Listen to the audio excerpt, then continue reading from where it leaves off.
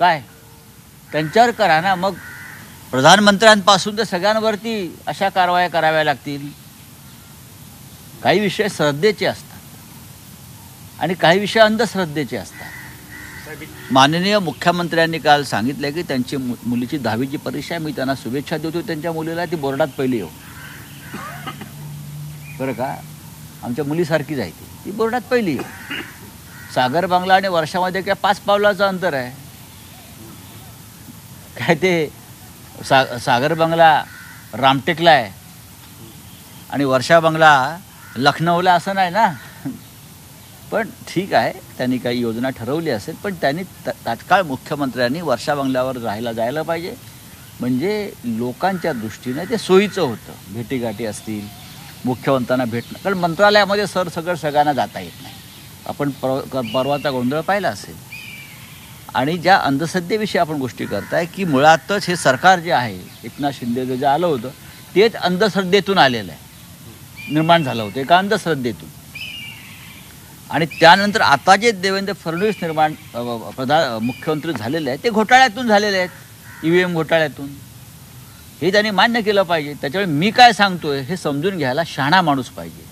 हे सगळं हा वेड्यांच्या बाजारामध्ये आम्ही काय सांगतोय, शिवसेनेचे लोक, बाळासाहेब माननीय हिंदुहृदय सम्राटांचे लोक, आम्ही काय सांगतोय त्यांना कधीच कळणार नाही.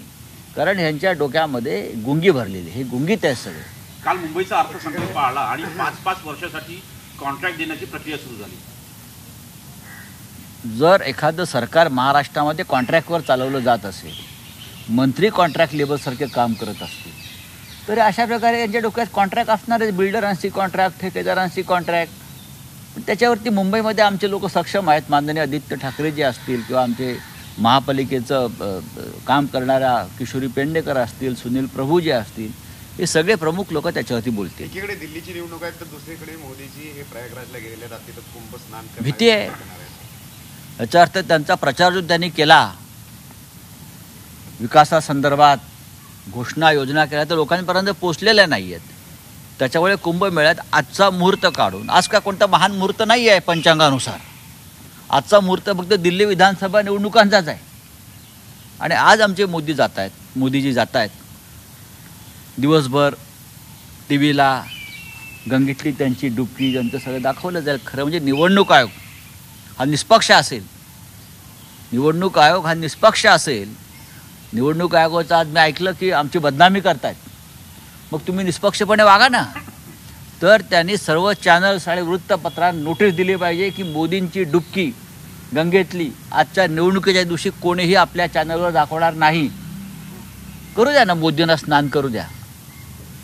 मोदीने जर आम्हाला नेलं असतं सगळ्या खासदारांना तर आम्ही गेलो असतो. एकटे काय जाता, आम्हाला नेलं असतं त्यांच्या ह्याच्यात तर आम्हीही त्यांच्याबरोबर ते पुण्य पदरात पाडून घेतलं असतं. पण निवडणुकीच्या दृष्टीनं दिल्लीच्या त्यांनी आजचा दिवस निवडला, त्यांना उद्याही जाता आला.